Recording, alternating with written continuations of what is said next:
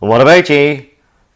And in this one here, we're going to do an intake clean on a GDI engine, petrol engine with direct injection. We're going to use this kit here, and there's all sorts of fittings and stuff like that. So we're going to hopefully use that one there. I've demonstrated this before, but first of all, we're going to have a look at the intake valves. This is on my own car. We're going to have a look at the intake valves with the endoscope, and I'm going to show you how to find TDC and all that sort of stuff, good stuff, you know.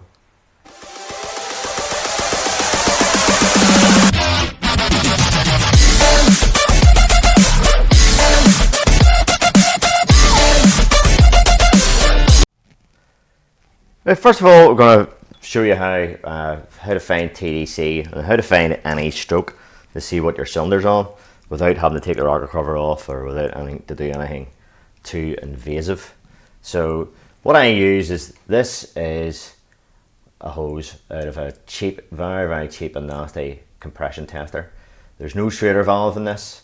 Well, if there was, I have taken it out. But this is what I actually use this for. Now, there's other things you can get that'll do this, more sort of solid extensions there. This is a deep well spark plug in here, and for the purposes of this, I've taken all the spark plugs out, and the only reason is so that I can turn the engine over a bit easier. So we're going to stick that in the hole there and give it a couple of turns, a couple of twists. Don't need too much force or anything like that. And we're going to use a wee balloon, a wee party balloon. And the reason why I like to use this wee extended thing, because these wee balloons fit over it, fit over the top there nicely. So there's our wee balloon. So we're now going to crank the engine. Now there's no room whatsoever down here, so I have to have the wheel off, and I'm doing this from the wheel well, but whatever it takes, we're going to find so we're going to find the compression. We're going to find that this balloon will let us find the point at where the piston is more or less at the top of the cylinder, with all the valves closed. So the pressure that the compression is taken with the valves closed will inflate that balloon. Dead simple.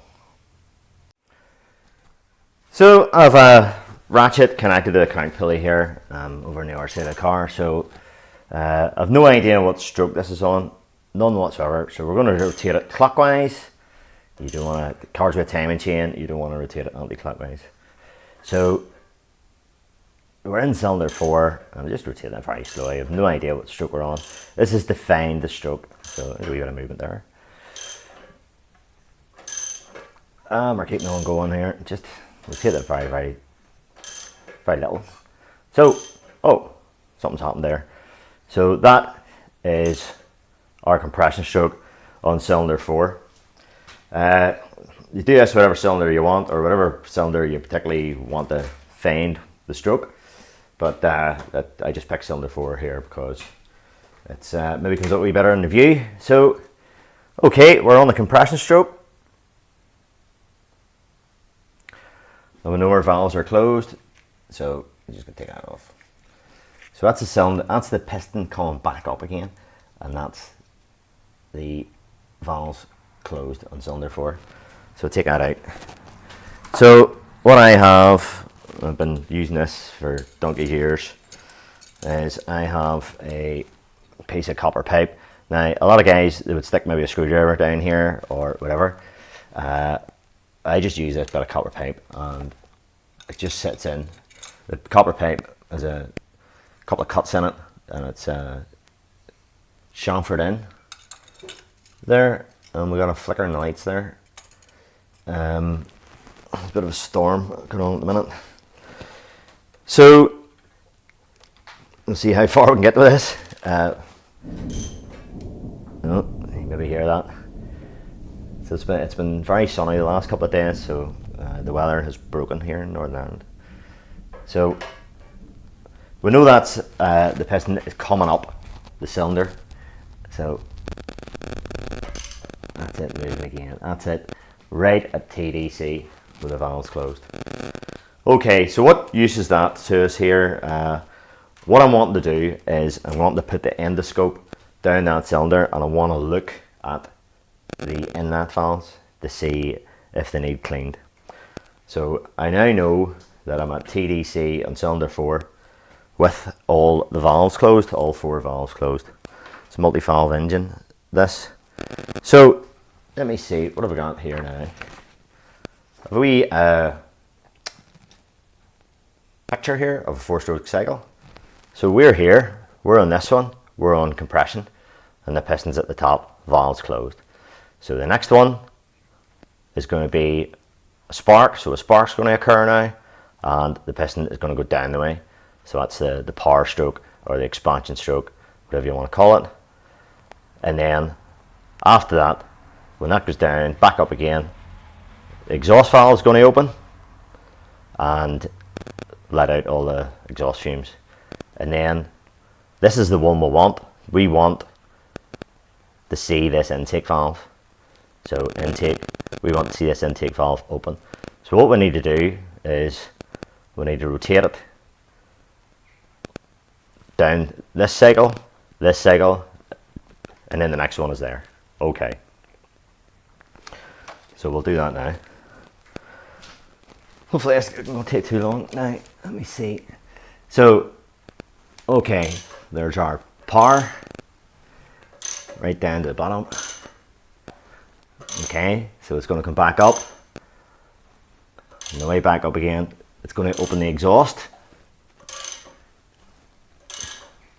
Okay, so that's the exhaust valve will be open, and that's the exhaust going out. And then we're going to go down again, and that then is the intake stroke. So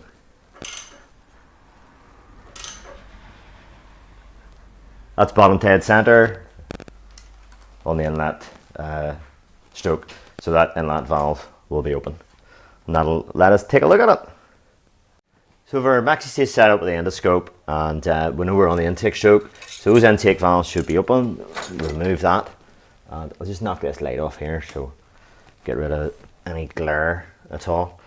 So we'll get this down, and we'll have the mirror pointed this way, so it's going to look at the intake valves for us. We'll pop it down the hole. There's the spark plug threads, and there is the back of our intake valve. So we'll go down a wee bit further. Well, we'll bring it back up, we're not going to see anything there. So there's the back of our intake valve there. And if I can hold it steady for a minute, we'll take a picture of that, and we can get it right up. That's not great.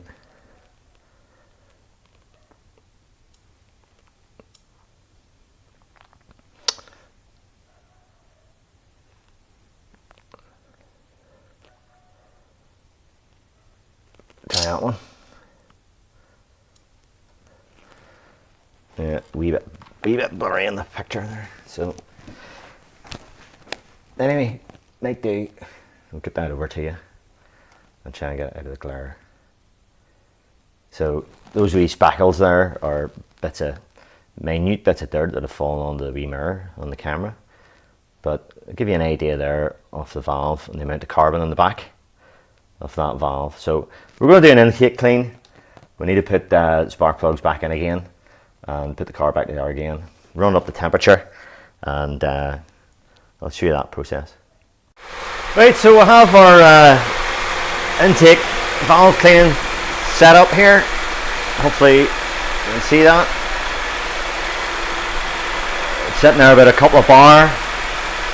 That's onto the compressor, and it's hooked in there. Let's see if we can get that in shot. It's hooked in there after the MAF sensor and onto the back of the throttle plate. So let me see, we'll have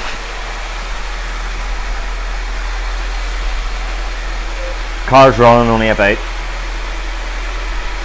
1000 RPM, which is missing slightly. So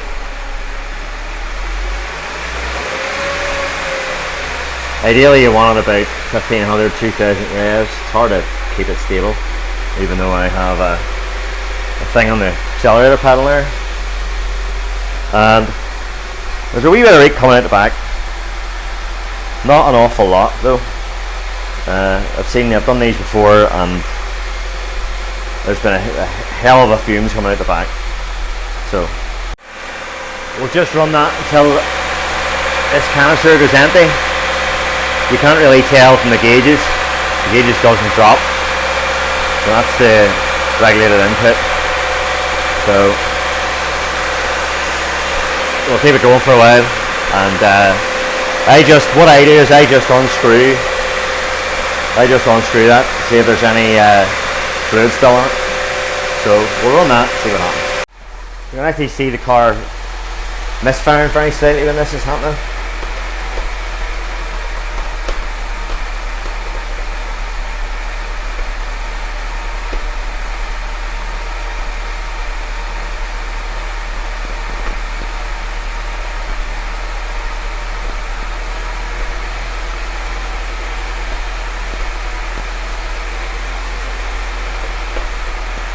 So that's as expected, that's normal. Okay, I'll just show you, just gonna stop the engine. That's our wiring there. Just get that out of the way, make it a wee bit easier. The Jubilee clip's loosened off again. Get that over there. I will just show you how I've put this in. Some cars are easier than others for this to go, but if you have a flexible boot going into the throttle body, you go after the mass airflow. Now, the boot didn't collapse completely onto there, so we're probably getting unmetered air in along with the fluid. So that's why you get those misfires, and that's that thing there. So that's going along the back of the throttle plate, and that's just like, it works just like a spray nozzle.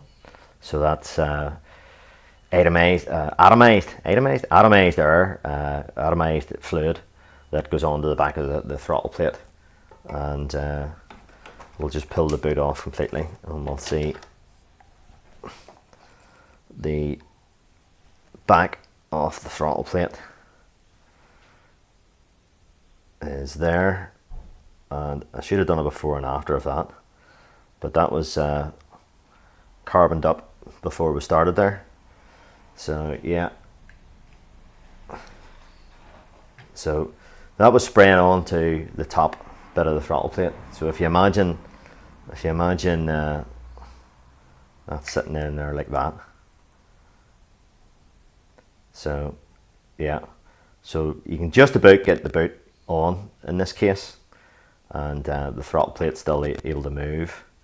So it is designed to do that with that bend in the pipe there.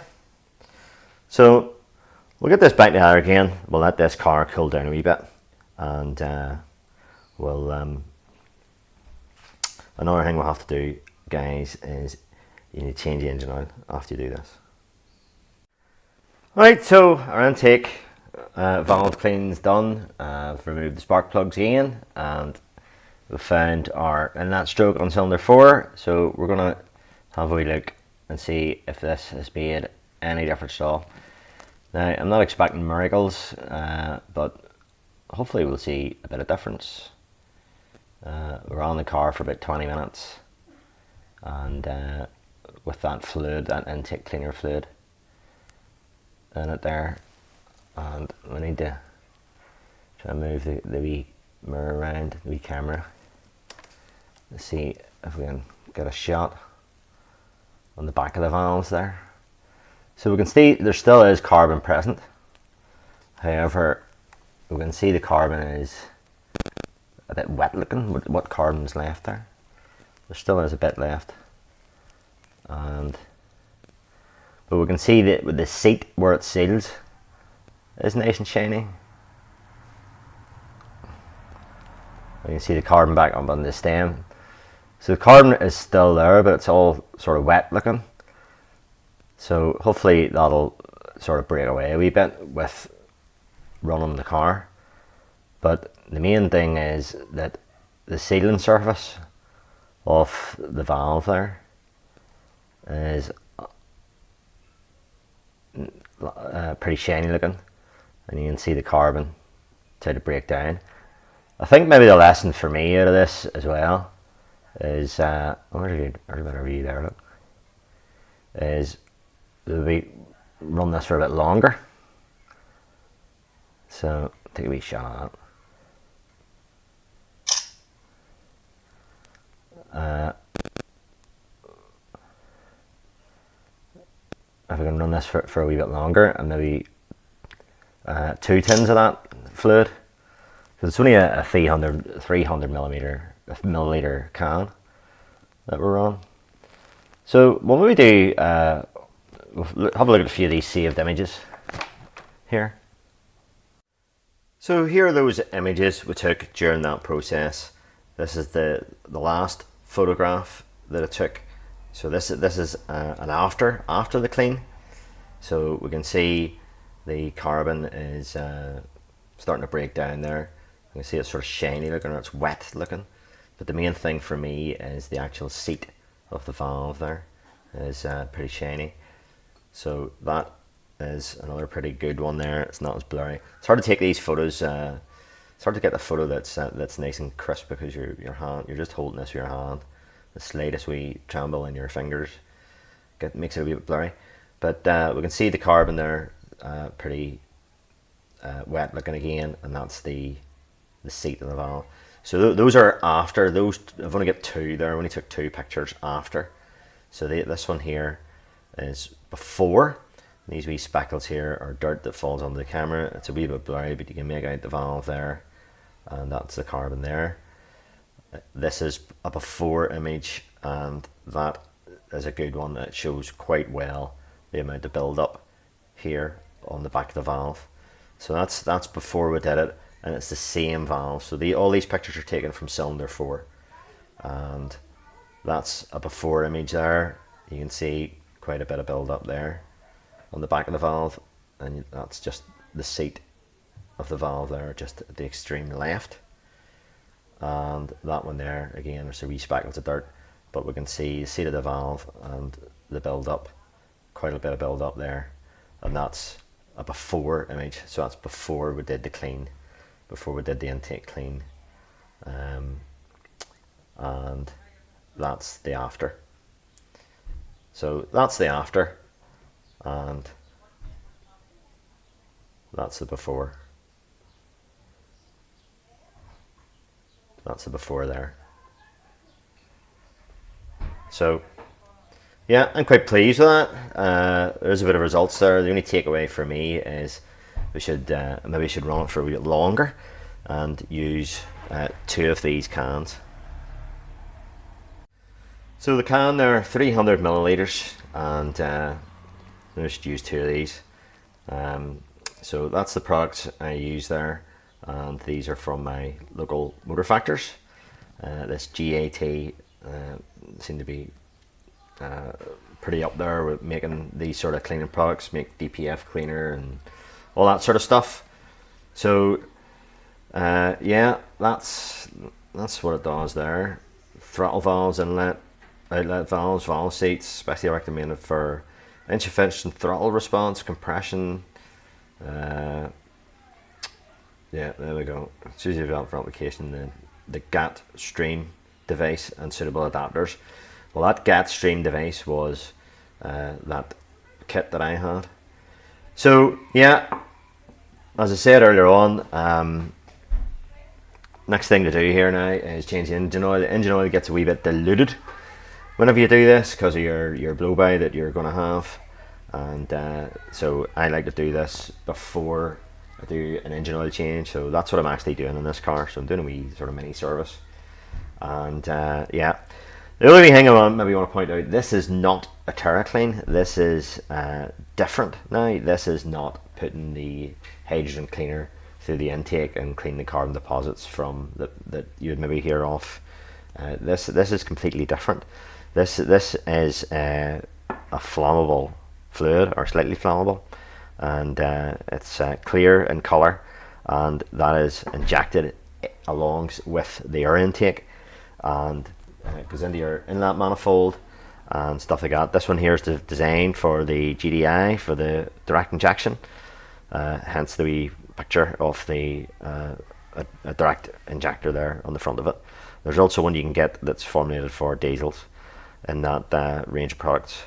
I'm not promoting these products at all. There's I'm sure there's other alternatives in the market that do much the same thing. But anyway, that's it for this one. Hope you got something out of it.